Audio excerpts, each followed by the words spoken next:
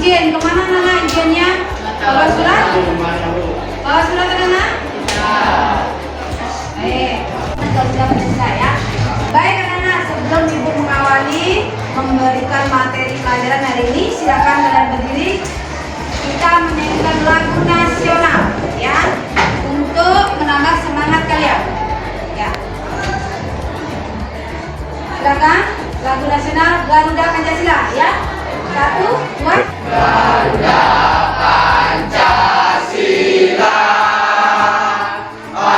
akulah pendukungmu, patriot proklamasi, sedia berkorban untukmu. Pancasila dasar negara, rakyat adil makmur sentosa, pribadi bangsaku. Ayo maju, maju, ayo maju, maju, ayo maju, maju.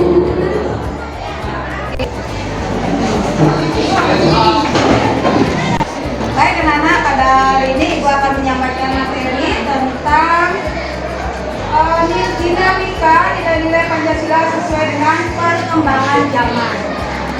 Ya. Pada kesempatan ini Ibu akan menyampaikan tujuan pembelajaran pada hari ini ya. Yang pertama adalah menguraikan perwujudan nilai-nilai Pancasila sesuai dengan perkembangan masyarakat dalam berbagai bidang kehidupan. Ya. Yang kedua adalah menganalisis nilai-nilai Pancasila sebagai dasar negara dalam bidang politik. Ya.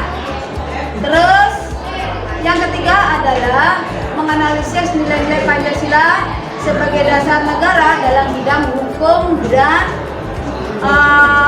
yang keempat adalah dalam bidang ekonomi, dan kelima adalah dalam bidang sosial budaya, dan yang keenam adalah dalam bidang pertahanan keamanan, dan yang terakhir adalah pendidikan Pancasila sebagai dasar negara dalam pandangan hidup bangsa dengan sistematis dan komunikatif. Yang Ibu menggunakan metode basic learning dan group investigation ya. Berarti nanti sebentar kalian akan membentuk grup belajar, yaitu kelompok belajar ya. Kalian membentuk grup anak-anak ya. Kita akan membahas tentang nilai-nilai Pancasila sebagai dasar negara ini dalam bidang politik. Nah, ini dibahas dalam kelompok 1. Apa sih yang dimaksud dengan nilai-nilai Pancasila ini? Membahas dalam bidang politik itu seperti apa ya? Itu nanti kalian bahas untuk kelompok 1 ya. Kemudian kelompok 2 membahas nilai-nilai Pancasila sebagai dasar negara dalam bidang hukum anak-anak ya. Nah, dalam bidang hukum itu apa? Wujud Pancasila dalam bidang hukum seperti apa? Ini yang akan dibahas dalam kelompok 2. Kemudian kelompok 3 dalam bidang ekonomi anak-anak ya.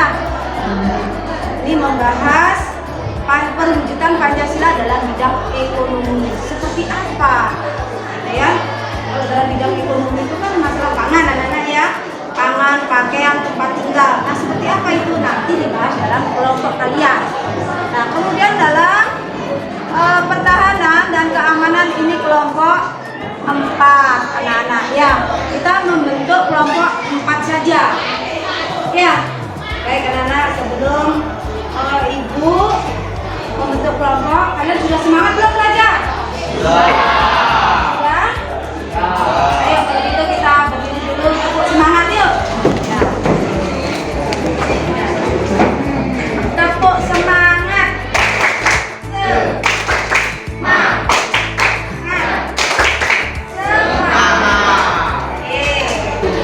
Baik anak-anak, sekarang kalian perhatikan. Yang lain ya. Nah, sekarang Ibu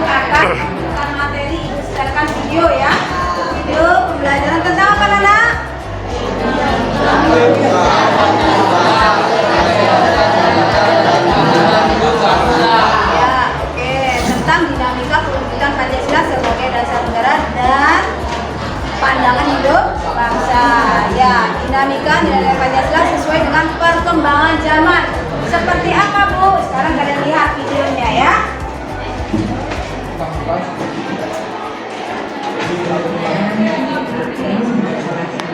Kalian perhatikan ya.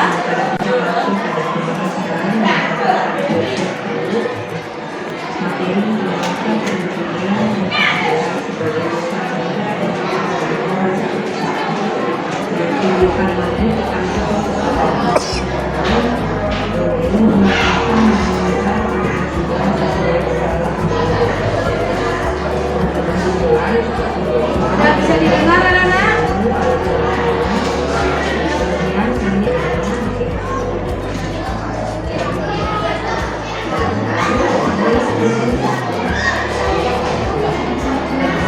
Nah, kalian lihat anak-anak, tentang konsep bab 1 ya, tentang masa awal kemerdekaan tahun 1945.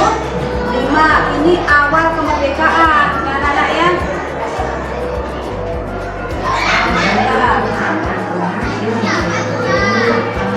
Nah, kalian lihat nilai-nilai Pancasila dijadikan sebagai landasan pokok, landasan fundamental bagi penyelenggaraan negara Indonesia. Nilai-nilai dasar Pancasila antara lain nilai ketuhanan, ya, nilai kemanusiaan, nilai persatuan, nilai kerakyatan, dan nilai keadilan.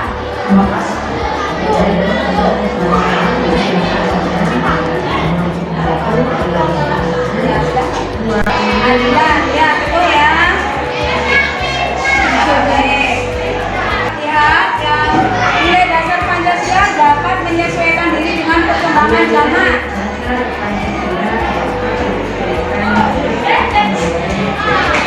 Bisa dilihat anak-anak? Bisa, ya. Nah, nilai-nilai tersebut tetap dapat diterapkan dalam berbagai kehidupan bangsa dari masa ke masa, anak-anak ya.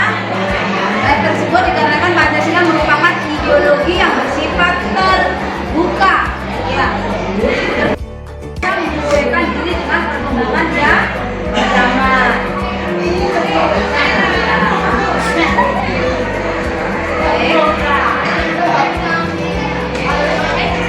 Nah, istilah ideologi dibangun dari dua kata.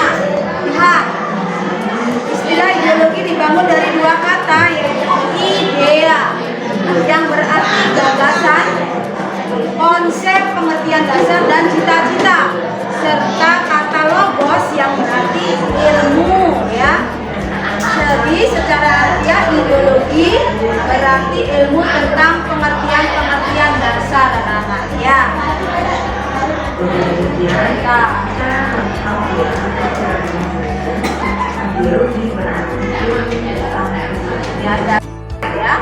Nah, sebagai ideologi negara, Pancasila merupakan gagasan-gagasan atau ide-ide yang dijadikan sebagai pedoman atau arah dalam mencapai cita-cita negara.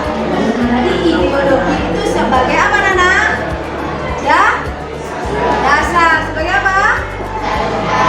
Ya, cita-cita dan ilmu pengetahuan, logos ya. Nah, kembali ya. Selanjutnya, ideologi tersebut bersifat terbuka dan dengan senantiasa mendorong apa? Terjadinya perkembangan pemikiran baru tentang ideologi tersebut ya, tanpa harus kehilangan jati dirinya. Ideologi artinya ide, gagasan, dan sebuah cita-cita atau pemikiran tentang apa? Cita-cita bangsa Indonesia. Nah, ciri khas ideologi terbuka apa, Nana?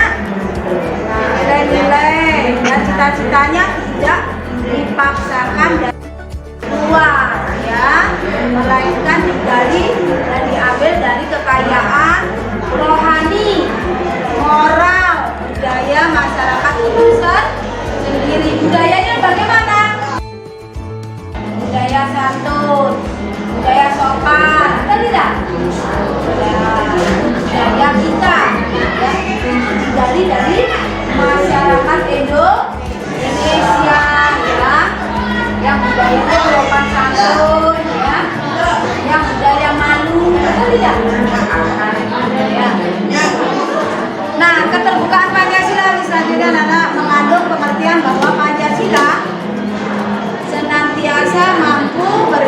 berfungsi secara dinamis, anak-anak ya. Nah, ya. Terus nilai-nilai Pancasila tidak berubah, namun pelaksanaannya disesuaikan dengan kebutuhan dan tantangan nyata ya kita hadapi dalam setiap waktu, anak-anak ya. Nah, ini ya keterbukaan Pancasila ini yang mengandung Pancasila yang biasa mampu berinteraksi ya dimanapun. Kalian tahu kan nilai Pancasila apa tadi? Nilai ketuhanan, nilai kemanusiaan, nilai persatuan, nilai kerakyatan. Ada nilai apa yang kelima? Nilai keadilan. So